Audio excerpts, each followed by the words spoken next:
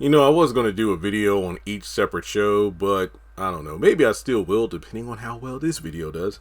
But with the topic of discussion ranging about who will take majority stake ownership in BET, could we be seeing the end of the current era of Tyler Perry programming? I mean, we went from TBS to OWN to BET from 2019 to now 2023. I think we're probably at a point where a lot of the current shows may have finally run their course. I mean, people have asked me, hey, Jeremy, after the Ruthless Season 4 trailer, do you think this is the final season? I'm not going to lie. I think it is. Honestly, I feel like the show should not have gone beyond maybe 2 seasons, 3 if I'm being generous, but I think season 4 might be it. And then whatever kind of residual story beats need to be resolved, that will happen in the Oval.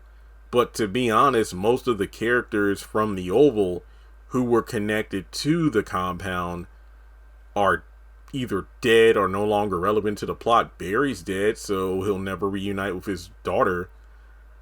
And honestly, that was it. Yeah.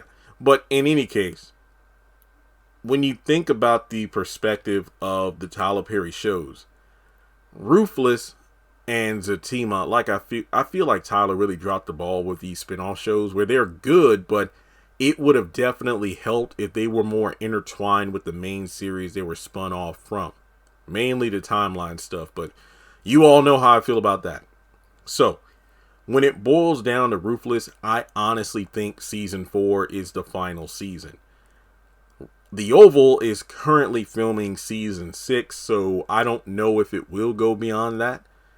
And to my knowledge, I currently have not heard anything about Sistas season 7. But then again, I don't think that will be worked on until maybe around the mid-season point of Sistas season 6. Or kind of like Marvel, you know how they're slowing down with their shows and movies per year.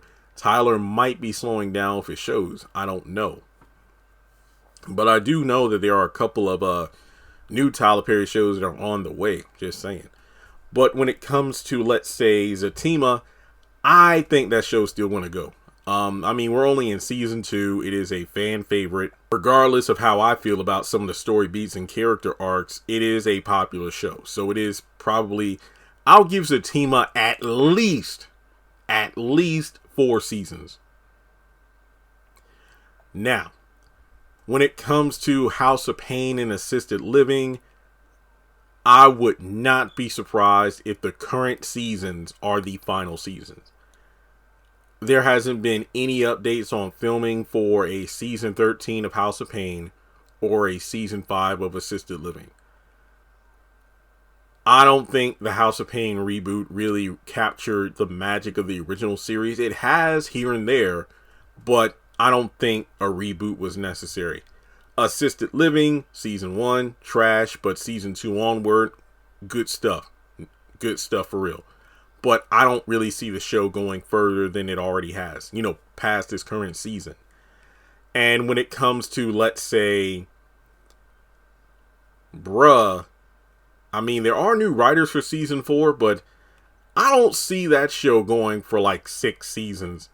I mean, if it only goes 4, that could be a precursor to Ruthless only going 4 as well. So I think Bruh might be singing its swan song in season 4 or possibly season 5. So if I'm not mistaken, that pretty much covers all the current Tyler Perry shows. Sistas, Bruh, Zatima, The Oval and Ruthless, Assisted Living, House of Pain. I think that's it, if I'm not mistaken, because he has 3 shows on BET Plus, and then he has 4 shows. Well, actually, Oval, Sisters, House of Pain. Yeah, he has 4 shows on BET.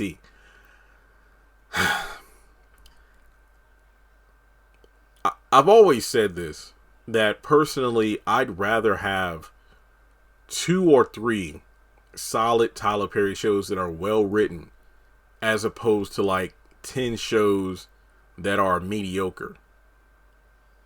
That's honestly how I feel about it. I'd rather have just a couple of shows that are well written, the quality is good, the continuity is tight, the character growth and development feels real, than to have, close to 10 shows, but only maybe one or two of them are really good. And that's due to the fact that there are other non-Tyler Perry writers on the projects.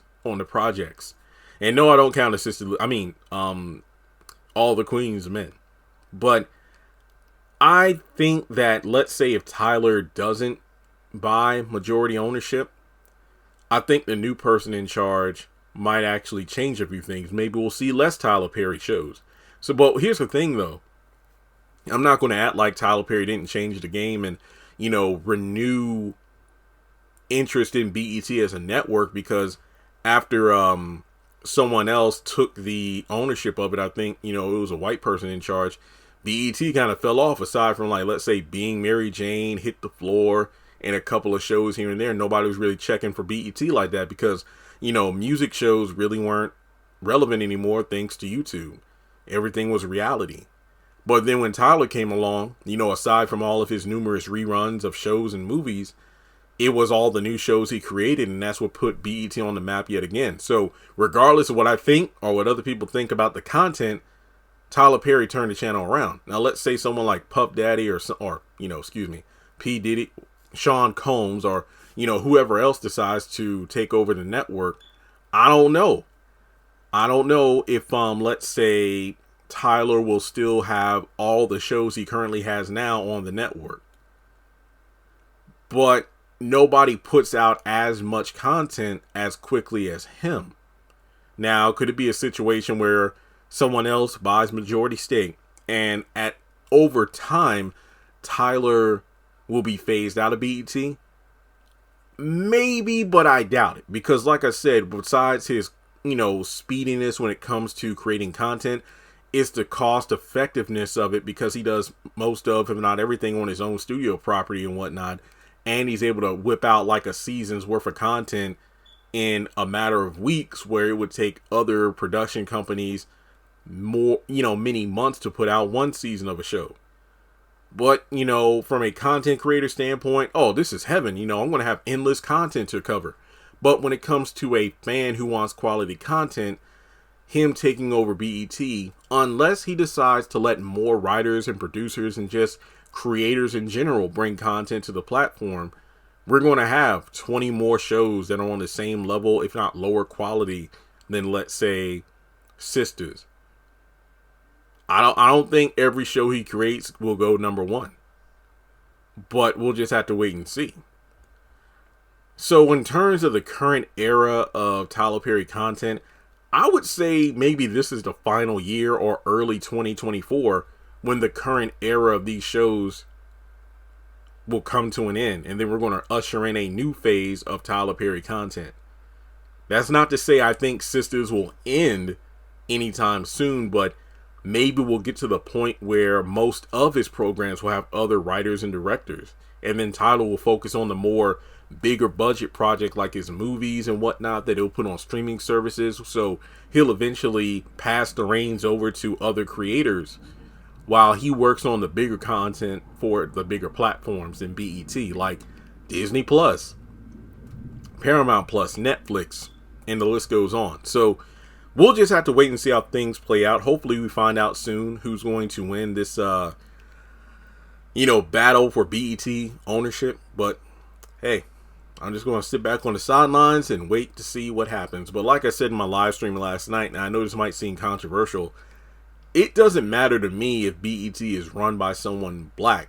I'm more concerned as a consumer that we're going to get some good product. But that's just me. So thanks so much for tuning in. Like and subscribe, and I will catch you in the next one.